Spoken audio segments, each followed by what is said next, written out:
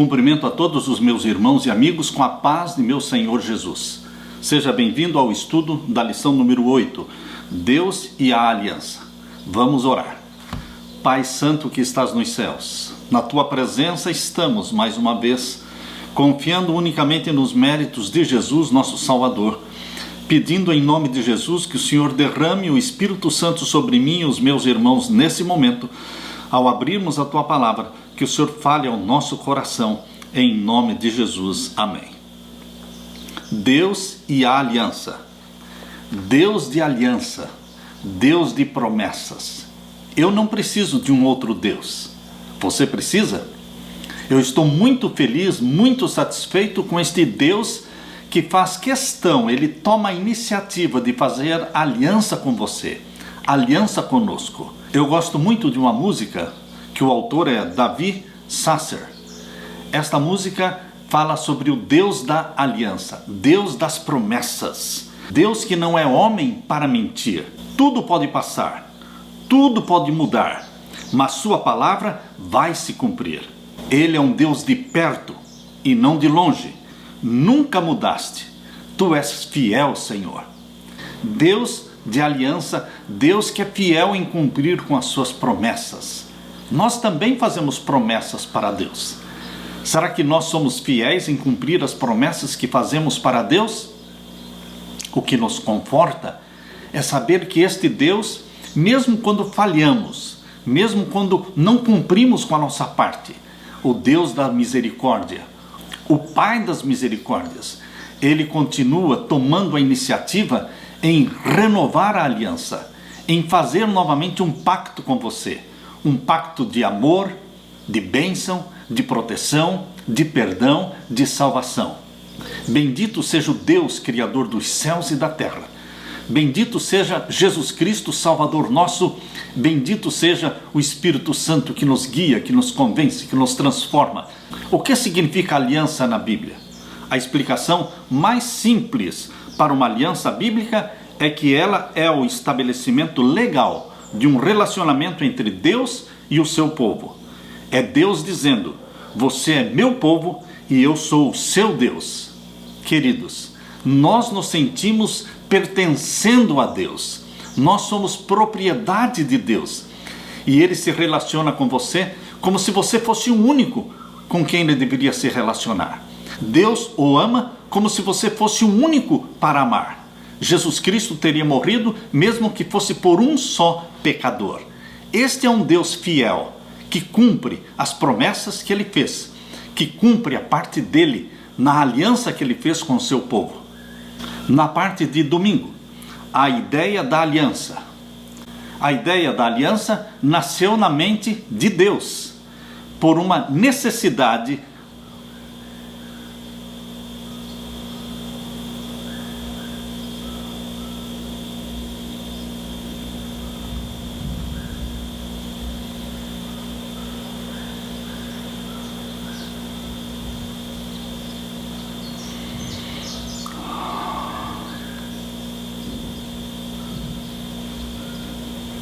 A ideia da aliança. A ideia de aliança nasceu na mente de Deus por uma necessidade. Quando os líderes assinaram aquele pacto com Deus, eles estavam ali representando o povo todo. Abra sua Bíblia e vamos ler então Neemias capítulo 9. E vamos ver o verso 38. Neemias 9, verso 38. E com tudo isso, fizemos um firme concerto e o escrevemos, e selaram-no os nossos príncipes, os nossos levitas e os nossos sacerdotes. Eu costumo dizer que tudo que é importante merece ser escrito. Por isso, esta aliança, este pacto entre Deus e o seu povo, ele foi escrito, ele foi assinado, ele foi registrado. E aqui em Neemias capítulo 10, a partir do verso 28, nós lemos: e o resto do povo, os sacerdotes, os levitas, os porteiros, os cantores, os netinins e todos os que se tinham separado dos povos das terras para a lei de Deus, suas mulheres, seus filhos e suas filhas, todos os sábios e entendidos, firmemente aderiram a seus irmãos, os mais nobres dentre eles, e convieram num anátema e num juramento de que andariam na lei de Deus, que foi dada pelo ministério de Moisés, servo de Deus. Todos, pais e filhos, crianças e adultos, os líderes da nação, todos eles concordaram neste pacto, nesta aliança com Deus. A aliança era muito importante porque fazia parte da história de Deus lidando com a humanidade pecadora e demonstrava seu anseio por um relacionamento com o povo. Deus gosta de relacionamento. Ele ama quando você se relaciona com Ele intimamente através da oração, através do diálogo, através do estudo da Bíblia, através da confissão dos pecados, através dos louvores que cantamos. Nós estamos nos relacionando com Deus. Deus é um Deus relacional. Você se relaciona com um Pai amável, um Pai bondoso. E você se sente filho amado, você se sente um filho privilegiado, você se sente um filho especial. É exatamente isso que Deus quer que você sinta. A história bíblica da criação, lá em Gênesis capítulo 1 e capítulo 2, revela não apenas a origem dos primeiros seres humanos, Adão e Eva, mas também o relacionamento entre Deus e o ser humano. No entanto, nós sabemos que o pecado rompeu todos esses relacionamentos. O pecado é a antítese da criação, trazendo a descriação, ou seja, trazendo a morte. Bem cedo na história humana, a linhagem de Adão se dividiu. Caim e Abel. Abel, um filho obediente, submisso à vontade de Deus, mas por outro lado, Caim, um revoltado, um rebelde. E nós vemos em Gênesis, capítulo 4, versos 8 até o verso 19, a história de Caim.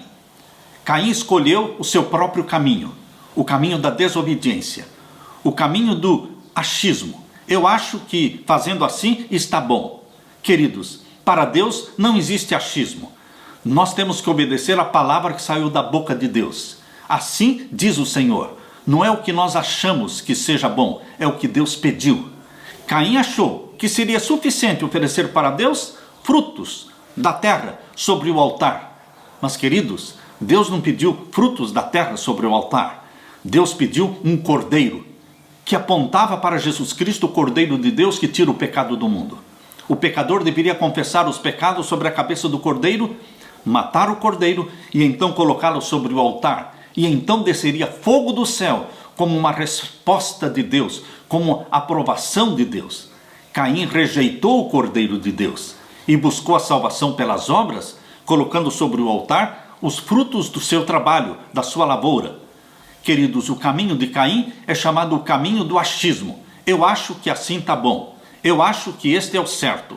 Mas os filhos de Deus não vivem pelo achismo. Os filhos de Deus creem no assim diz o Senhor. Assim está escrito. Caim não aceitou a aliança de Deus, porque a aliança de Deus envolvia sangue, porque sem sangue não há remissão de pecados. Você sempre vai encontrar pessoas que andam no caminho de Caim, mesmo dentro da igreja. O que é andar no caminho de Caim? É ser revoltado, é ser rebelde. E o revoltado pode dar justificativas, deve dar razões para sua revolta, porque fizeram isso, porque estão agindo desta forma, por isso eu estou revoltado. Não, queridos. O revoltado, mesmo que removamos todas as razões da revolta, ele continuará revoltado, porque o espírito dele é um espírito revoltado. Charles Darwin era um revoltado contra Deus. O pai dele pagou o curso de teologia para ele porque queria que ele fosse um pastor, mas ele era revoltado contra Deus e se tornou evolucionista. Ele descreu de Deus como Criador dos céus e da terra. Ele descreu de Gênesis capítulo 1 e capítulo 2 e se tornou o pai do evolucionismo. Nós temos a história de Friedrich Nietzsche. Friedrich Nietzsche, ele era filho de pastor. A mãe dele também era filha de pastor. Mas Nietzsche era revoltado contra Deus. Ele perdeu o seu pai quando tinha 5 anos de idade. E com 44 anos de idade, ele foi internado num hospital de doenças mentais. E ali permaneceu em demência profunda até a sua morte no dia 25 de agosto de 1900. De quem foi a culpa da revolta de Charles Darwin? De quem foi a culpa da revolta de Nietzsche? De quem foi a culpa da revolta de Caim? Queridos, a culpa não foi dos pais. A culpa não foi do professor, a culpa não foi do pastor, a culpa é da própria pessoa que aceita o espírito de Caim e se submete a Satanás, porque Satanás é revoltado. Satanás é o Lúcifer, o anjo que se revoltou no céu, se rebelou contra Deus, e esse espírito de rebelião ele coloca na mente de todos aqueles que se submetem a ele. De quem foi a culpa da rebelião de Coré, Datã e Abirão, lá no deserto, registrado em Números, capítulo 16, versos 1 até o verso 3? A culpa não foi de Moisés, a culpa não foi de Arão, a culpa foi de Coré, Datã e Abirão, que se submeteram a Satanás e seguiram o caminho de Caim. De quem foi a culpa da rebelião do primeiro rei de Israel, Saul?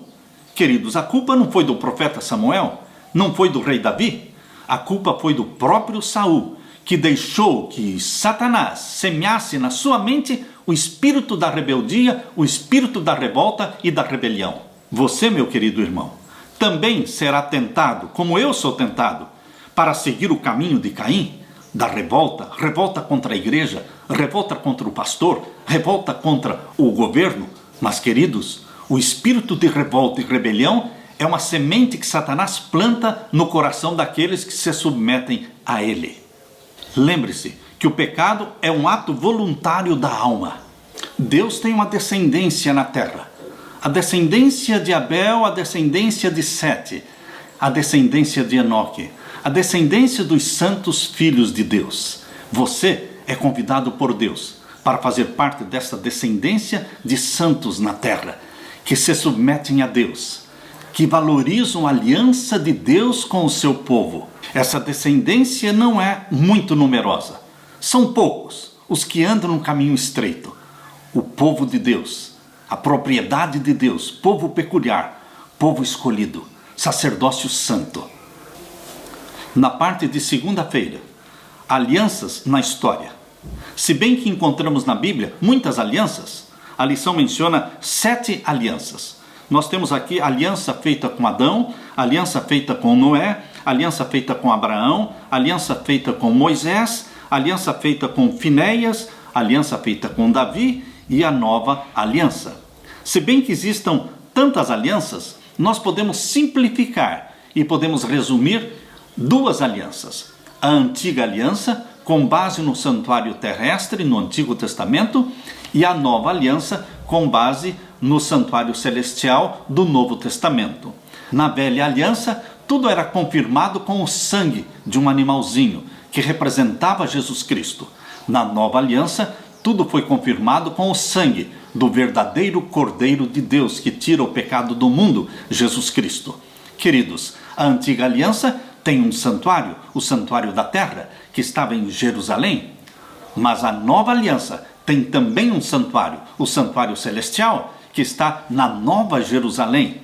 Na antiga aliança existia um sacerdócio, que era o sacerdócio de Arão, da tribo de Levi, mas na nova aliança, no santuário celestial, existe um sacerdócio único, que é de Jesus Cristo, que não é da linhagem de Arão, mas é sacerdote segundo a linhagem de Melquisedeque, porque Melquisedeque não tinha genealogia sacerdotal, mas foi escolhido e chamado por Deus para ser sacerdote do Deus Altíssimo. Assim também Jesus, não sendo da linhagem sacerdotal de Arão, ele foi escolhido e instituído por Deus para ser o nosso sacerdote e o nosso mediador no santuário do céu. Abra sua Bíblia e vamos ler em Hebreus capítulo 13 e o verso 20. Hebreus capítulo 13 e o verso 20. Aqui nós lemos: Ora, o Deus de paz, que pelo sangue do concerto eterno tornou a trazer dos mortos a nosso Senhor Jesus Cristo, grande pastor das ovelhas. O concerto, a aliança eterna, é aquela feita pelo sangue do Cordeiro que foi morto lá no Jardim do Éden. Lembram-se vocês que Adão e Eva, quando pecaram, perderam aquelas vestes de glória com que se vestiam, vestes de glória, sumiram quando eles pecaram. E eles então fizeram roupas com folhas de figueira. Mas Deus os despiu, Deus arrancou aquelas roupas com folhas de figueira e um cordeiro foi morto. E Deus os vestiu com a pele do cordeiro. Pois bem, queridos, aquele cordeirinho simbolizava Jesus Cristo. Este é o concerto eterno, a aliança eterna, com base no sangue de Jesus Cristo. Quando ela foi confirmada com o sangue de Jesus na cruz, ela passou a ser chamada de a nova aliança, o novo concerto. Mas na realidade é tão antigo quanto o Jardim do Éden. A aliança feita por Deus com seu povo no Antigo e no Novo Testamento envolve, primeiro, a santificação. Na mente lhes imprimirei as minhas leis, também no coração lhes escreverei. Isso está em Hebreus capítulo 8 e o verso 10. Portanto, a aliança de Deus sempre incluiu a santificação, santificação da minha mente. Deus quer escrever a sua lei e seus mandamentos nas tábuas do nosso coração. E o segundo ponto destacado na aliança de Deus é o da reconciliação. Por isso Deus diz: eu serei o seu Deus e eles serão o meu povo. Isso está em Hebreus capítulo 8 e o verso 10. Você pertence a Deus. Você não é dono de si mesmo. Você é propriedade de Deus, comprado pelo sangue de Jesus Cristo. E Deus faz questão de dizer: eu serei o seu Deus e eles serão o meu povo. O terceiro ponto que se destaca na aliança de Deus é a missão.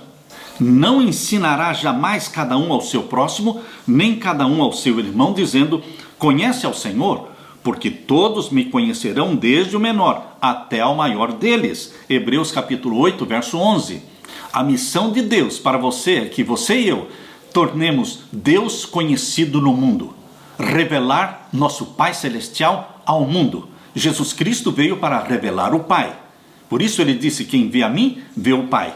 Porque ele veio mostrar o amor do Pai, a compaixão do Pai, o desejo de perdoar do Pai, o desejo de salvar o pecador que o Pai tem. Queridos, Jesus veio para ser o rosto de Deus na terra. Por isso nós, como filhos de Deus, nós temos esta missão também. Tornar o nosso Pai conhecido. Mostrar em nossa vida a santidade da lei do nosso Pai. E ainda na aliança de Deus, um quarto ponto se destaca. É a justificação. Deus diz: perdoarei as suas iniquidades, e dos seus pecados jamais me lembrarei. Hebreus capítulo 8, verso 12. Deus perdoa e Deus esquece. Deus perdoa e olha para você como se você nunca tivesse pecado. É um perdão verdadeiro. E esse perdão de Deus não vem vazio de poder, não. O perdão de Deus vem impregnado do poder do Espírito Santo, para que você não volte a viver no pecado já confessado. Para que você realmente não só confesse, mas você também deixe o pecado. Porque aquele que confessa e deixa alcançará a misericórdia. Deus promete não só justificar, mas também dar a vitória sobre o pecado. Na parte de terça-feira, estrutura da aliança. Existe uma estrutura típica para a aliança bíblica. Deus se comunicou com o seu povo de uma forma que o seu povo pudesse entender. A aliança era algo muito comum entre os povos da antiguidade. E Deus então usou deste costume para se comunicar com o seu povo. Todo o livro de Deuteronômio foi escrito na forma de uma aliança, pois Moisés convidou o povo de Deus para entrar em um novo relacionamento de aliança com o Senhor Deus. Convido você para ler comigo agora Josué capítulo 24. Aqui em Josué capítulo 24, nós vemos a aliança feita por Josué com o povo de Deus. Josué 24, verso 1, nós lemos: depois ajuntou Josué todas as tribos de Israel em Siquém, e chamou os anciãos de Israel, e os seus cabeças, e os seus juízes, e os seus oficiais, e eles se apresentaram diante de Deus. Então Josué disse a todo o povo: assim diz o Senhor Deus de Israel: da além do rio antigamente habitavam vossos pais, Terá, pai de Abraão, e pai de Naor, e serviram a outros deuses. Josué propõe um pacto, uma aliança com o povo. Nós vemos agora no capítulo 24 e o verso 14. Agora, pois, temei ao Senhor e servi-o com sinceridade. Os seus pais antigamente serviram a outros deuses, mas agora nós temos o Deus criador dos céus e da terra. E o desafio de Josué é que eles fizessem um pacto, uma aliança com este Deus criador. Por isso ele diz no verso 14: agora, pois, temei ao Senhor e servi-o com sinceridade e com verdade, e deitai fora os deuses aos quais serviram vossos pais da além do rio e no Egito, e servi ao Senhor. Não é somente fazer uma aliança com Deus, é deitar fora os deuses e os ídolos que eles adoravam, jogar fora. Às vezes, queridos, nós temos dificuldade para tirar de dentro da nossa casa aquilo que nós já sabemos que não é de Deus. Satanás se infiltra dentro das casas com filmes, com videogames, com novelas, com coisas que não são de Deus. E ele então se acha no direito de habitar naquela casa, porque ele está sendo convidado para viver naquela casa. Por quê? Porque existem coisas que são de Satanás e que estão dentro daquela casa, influenciando os nossos filhos, nossas crianças. Pois bem, aqui Deus está falando através de Josué que nós não deveríamos somente fazer uma aliança com Deus, mas deitar fora os deuses aos quais serviram os vossos pais da além do rio e no Egito, e servir ao Senhor. Arranque de dentro da sua casa tudo o que for da Disney. Queridos, roupas enfeitiçadas, brinquedos enfeitiçados, filmes enfeitiçados. Queridos, nós devemos arrancar de dentro de casa tudo que não for para a honra e glória de Deus. E então no verso 15, Josué diz, vejam capítulo 24, verso 15. Porém, se vos parece mal aos vossos olhos servir ao Senhor, escolhei a quem servais. Se os deuses a quem serviram os vossos pais, que estavam da além do rio, ou os deuses dos amorreus, em cuja terra habitais. Porém, eu e a minha casa serviremos ao Senhor. Vocês estão vendo a decisão de Josué? Eu e a minha casa serviremos ao Senhor. Que decisão feliz para um pai de família. Queridos, o pai de família não fica perguntando para os filhos: ô filho, ô querida filha, o que vocês acham? Será que nós deveríamos servir a Deus? Será que nós deveríamos comer isso ou beber aquilo? Será que nós deveríamos ter dentro da nossa geladeira estes alimentos? Será que nós deveríamos ver na nossa televisão estas novelas, esses programas? O que vocês acham? Queridos, não é uma consulta. O pai de família, representando Deus na casa, ele toma a decisão em nome de Deus. Ele diz: eu e a minha casa serviremos ao Senhor. Marido e esposa, juntos, unidos na decisão de servir ao Senhor. E os filhos se submetem à decisão dos pais, que se consagram a Deus, dizendo: a minha casa pertence ao Senhor. Não é somente o meu quarto que pertence ao Senhor. A minha sala, a minha cozinha, a minha cama, tudo que tem dentro da minha casa pertence ao Senhor. Eu e a minha casa serviremos ao Senhor. Que pacto, que aliança, que decisão, que compromisso. Deus abençoa hoje ainda todo pai, toda mãe que se consagram a Deus, que consagram seu lar a Deus, dedicam a casa a Deus. Eles serão abençoados e Jesus Cristo virá fazer morada ali. Os anjos terão prazer em habitar ali. O Espírito Santo será derramado sobre você, sobre sua esposa, sobre seus filhos, sobre o seu lar. Aleluia! Na parte de quarta-feira, promessas. Deus é um Deus de promessas. Ele faz promessas e as cumpre.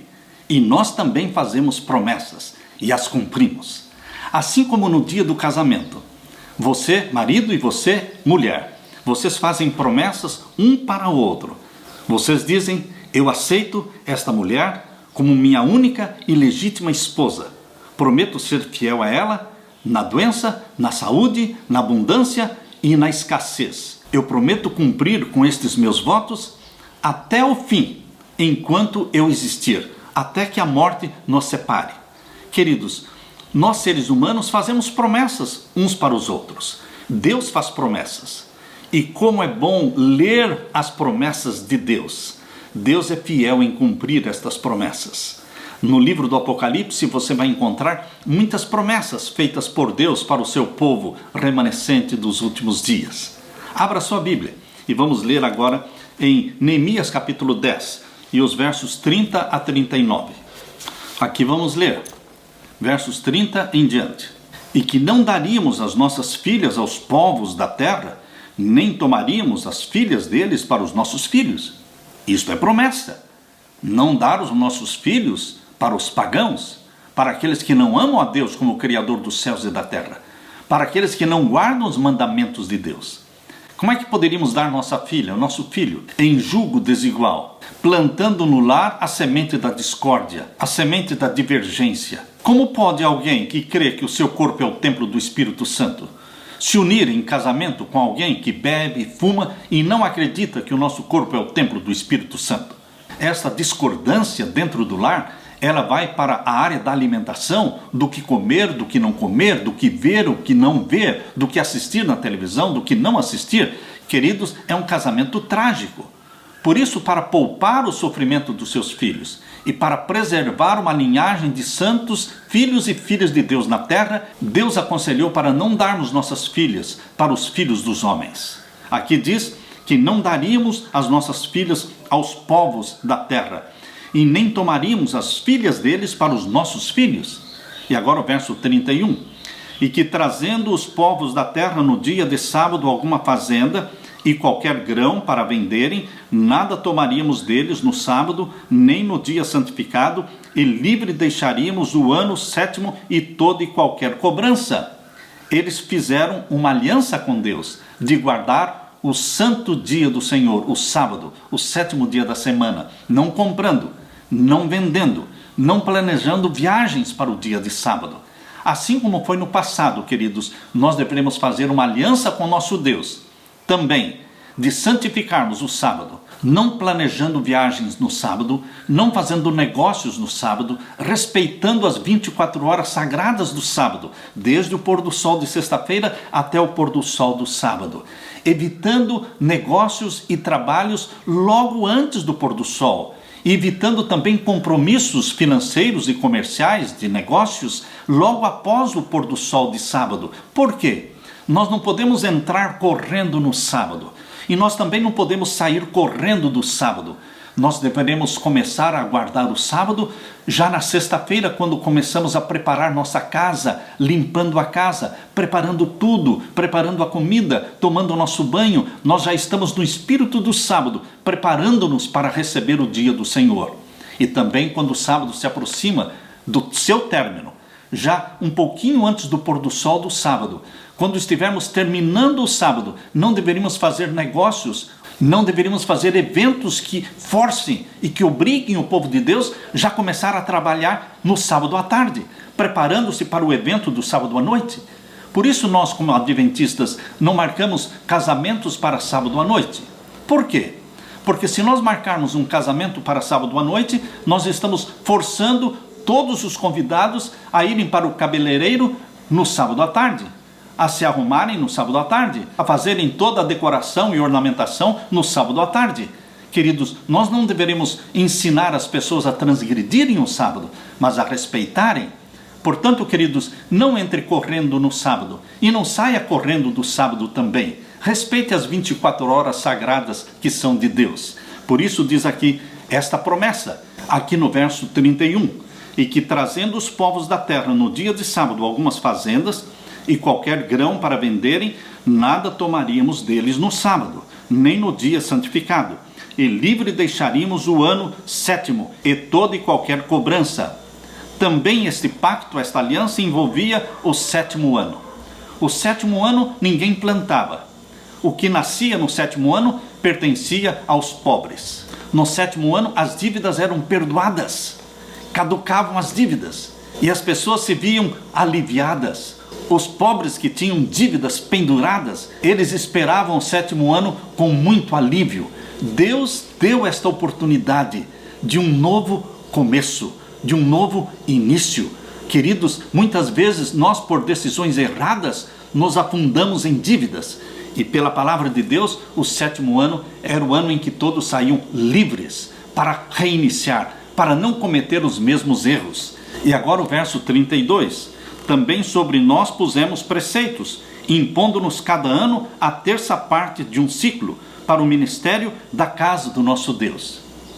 Como nós damos tão pouco para Deus hoje? Naquele tempo, além dos dízimos e das ofertas, eles impuseram uma terça parte de ciclo para o ministério da casa de Deus, para a manutenção da casa de Deus. Portanto, queridos, nestas promessas feitas aqui em Neemias capítulo 10, nós vemos primeiramente não realizar casamentos mistos, casamentos que pudessem levar à idolatria.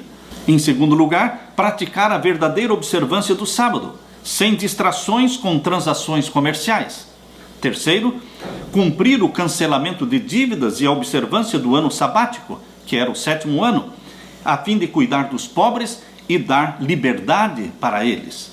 E quarto, sustentar financeiramente o templo, seus serviços, suas equipes, trazendo as primícias dos frutos, os primogênitos e os dízimos, assegurando a continuação da verdadeira adoração. Agora eu convido você para ler comigo Gênesis capítulo 15. Aqui em Gênesis capítulo 15 você encontra a aliança de Deus com Abraão. Deus fez promessas a Abraão. E Abraão, aqui em Gênesis capítulo 15, e no verso 8, diz assim: E disse ele: Senhor Jeová, como saberei que hei de herdá-la? Como é que eu sei que vou herdar toda essa terra que o Senhor está prometendo dar para mim e para os meus descendentes? E então Deus, no verso 9, diz assim: E disse-lhe: Toma-me uma bezerra de 3 anos, e uma cabra de 3 anos, e um carneiro de 3 anos, uma rola e um pombinho. E trouxe-lhe todos estes, e partiu-os pelo meio, e pôs cada parte deles em frente da outra. Mas as aves não partiu. E as aves desciam sobre os cadáveres, Abraão, porém, os enxotava. E pondo-se o sol, um profundo sono caiu sobre Abraão, e eis que grande espanto e grande escuridão caiu sobre ele. Então disse Deus para Abraão: Saibas, de certo que peregrina será a tua semente, em terra que não é sua, e servi-losão e afligi-losão 400 anos. Deus falou em sonho para Abraão: a tua descendência vai descer para o Egito e afligi-losão 400 anos. 400 anos literais. Por que literais? Porque é a forma comum de se falar 400 anos. Se Deus tivesse dito aqui 2.300 tardes e manhãs, seria um tempo profético. Mas quando Deus usa a forma comum de se falar, ele está falando de tempo literal. 400 anos são 400 anos.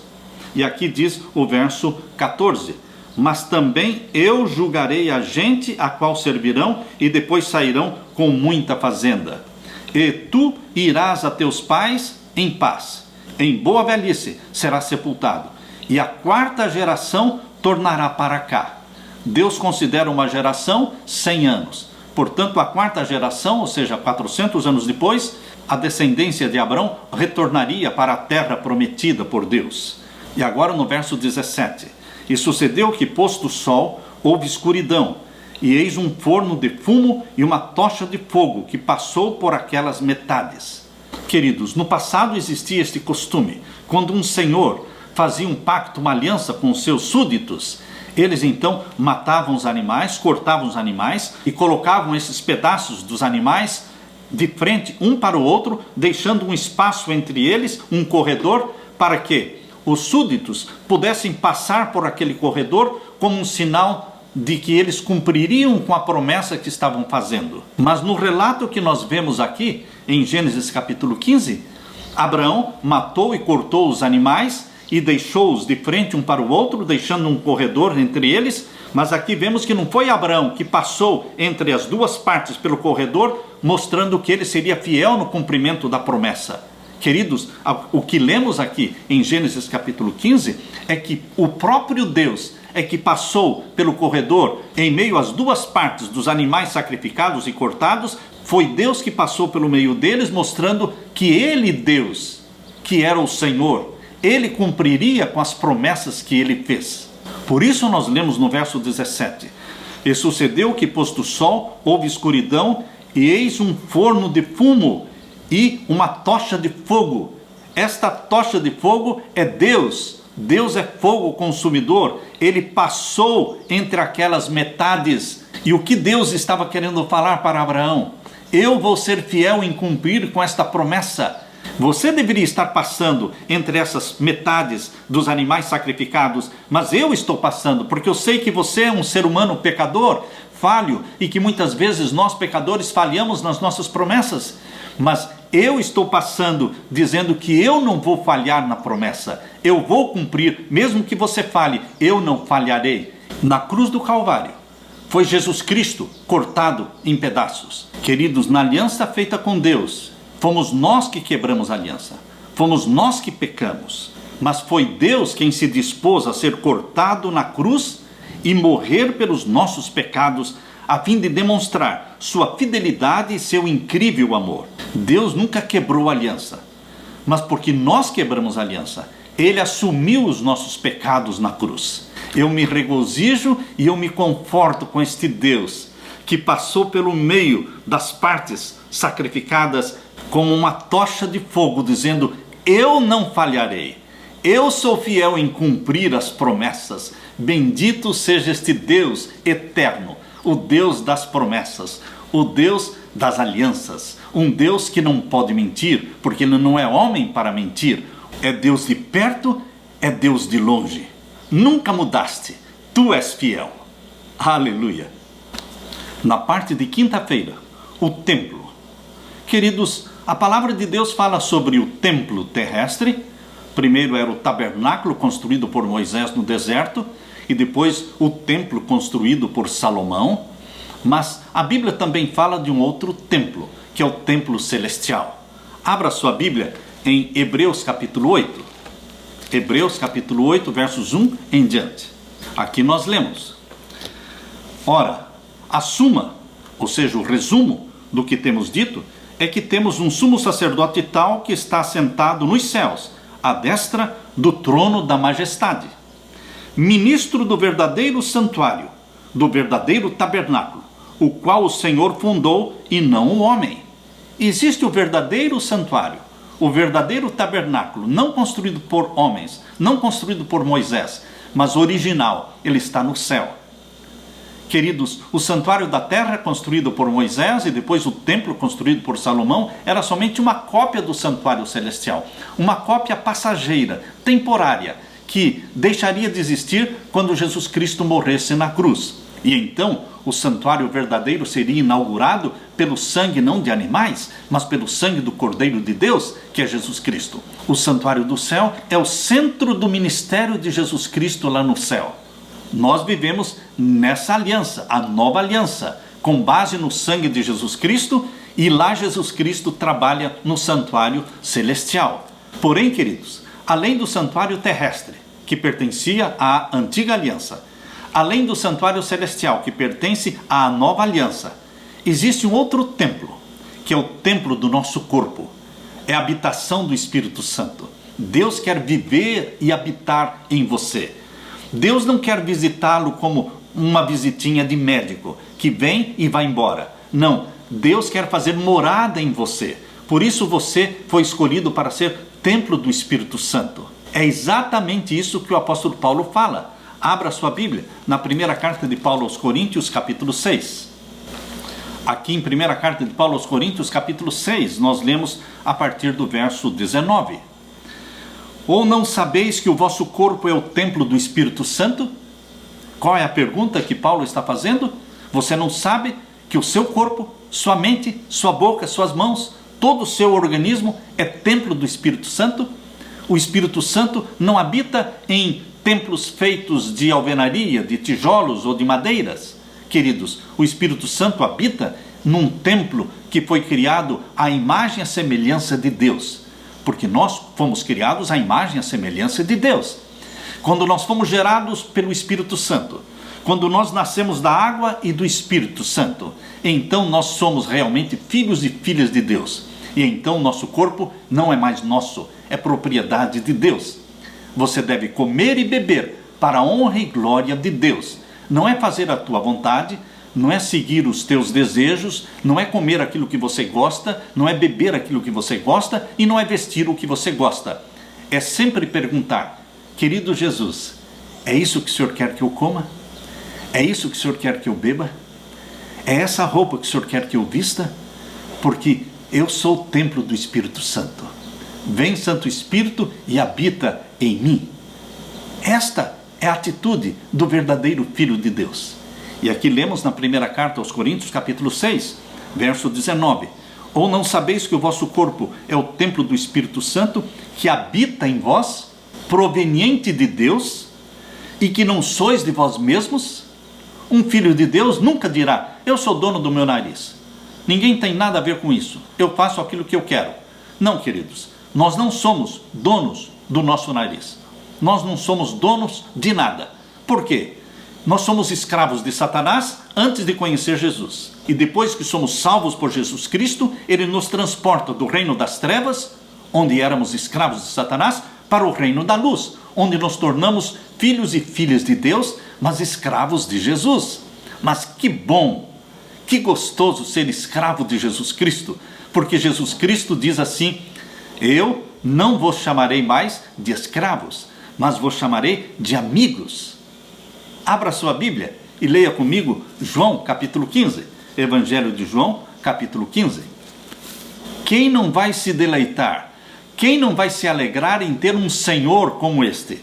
Eu quero ser escravo de Jesus Cristo, porque ele olha nos meus olhos e diz assim, João capítulo 15, e o verso 15: já não vos chamarei servos, ou seja, já não vos chamarei escravos. Por quê? Porque o servo, ou seja, o escravo, não sabe o que o seu senhor faz. Mas eu tenho-vos chamado de amigos, porque tudo quanto ouvi do meu Pai vos tenho feito a conhecer. Não me escolhestes vós a mim, eu vos escolhi a vós, e vos nomeei para que vades e deis fruto, e o vosso fruto permaneça, a fim de que tudo quanto em meu nome pedirdes ao Pai, ele vô-lo conceda. Queridos, Jesus diz: eu vos chamo de amigos, porque eu não tenho segredo de vocês. Tudo que eu penso, tudo que eu planejo, eu falo para vocês. E tudo que vocês pedirem ao Pai em meu nome, vocês vão conseguir. Isso é ser amigo de Jesus Cristo. Agora, queridos, no mesmo capítulo 15 de João, no verso 14, vejam que Jesus fala: vós sereis meus amigos se fizerdes o que eu vos mando.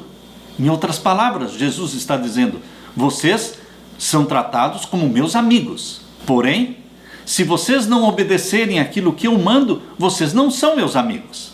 Jesus está dizendo: eu já fiz tudo para mostrar a minha amizade por você. Mas agora falta você mostrar da sua parte a amizade e o carinho que você tem comigo. Como? Obedecendo os meus mandamentos. Por isso diz aqui no verso 14: vós sereis meus amigos se fizerdes o que eu vos mando. Por isso Jesus no capítulo 14 de João, verso 15, diz assim: se me amardes, guardareis os meus mandamentos. E no verso 21, Jesus diz: aquele que tem os meus mandamentos, eu os guarda, esse é o que me ama. E aquele que me ama será amado do meu Pai, e eu o amarei e me manifestarei a ele. Jesus nos chama de amigos, e eu não preciso um melhor amigo do que Jesus Cristo. É o amigo certo para as horas incertas. É o amigo que já deu a vida por mim, para me salvar. Por isso, eu quero Jesus Cristo como meu amigo. E ele pede para que eu obedeça os mandamentos dele. Eu o farei pelo poder que ele mesmo me dá, que é o poder do Espírito Santo, que me dá o espírito da obediência.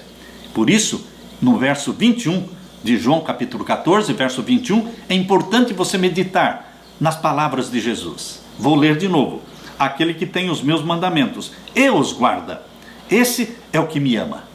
A maioria dos cristãos conhece os mandamentos de Jesus, os 10 mandamentos escritos lá em Êxodo capítulo 20, mas eles não amam os mandamentos, não gostam dos mandamentos. Mas quem ama Jesus Cristo, quem foi salvo pelo sangue de Jesus Cristo, quem é amigo de Jesus Cristo, tem prazer nos mandamentos que um dia ele escreveu, primeiro em tábuas de pedra, mas agora o Espírito Santo escreve estes mesmos mandamentos na sua mente. Este é o novo concerto, a nova aliança. Deus tira os mandamentos das pedras e os escreve na sua mente, os coloca no seu coração, e você tem prazer neles, porque você foi salvo por Jesus Cristo.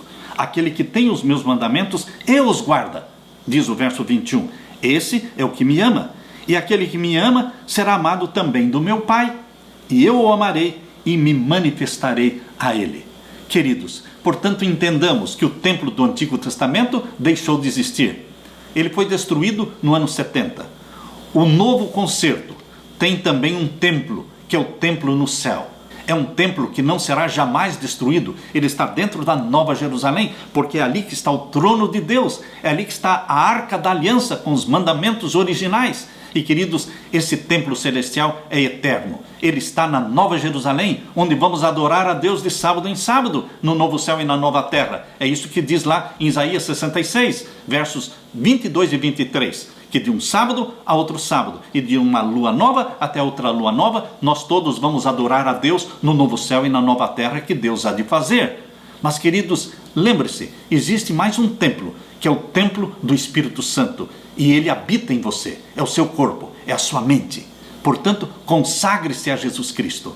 Ore cada dia, cada manhã: querido Jesus, eu quero ser morada do Espírito Santo. Portanto, em nome de Jesus eu peço: vem, Santo Espírito, habita em mim, possui a minha mente, comunica-me a vida de Jesus, comunica-me a mente, o caráter, o temperamento de Jesus Cristo.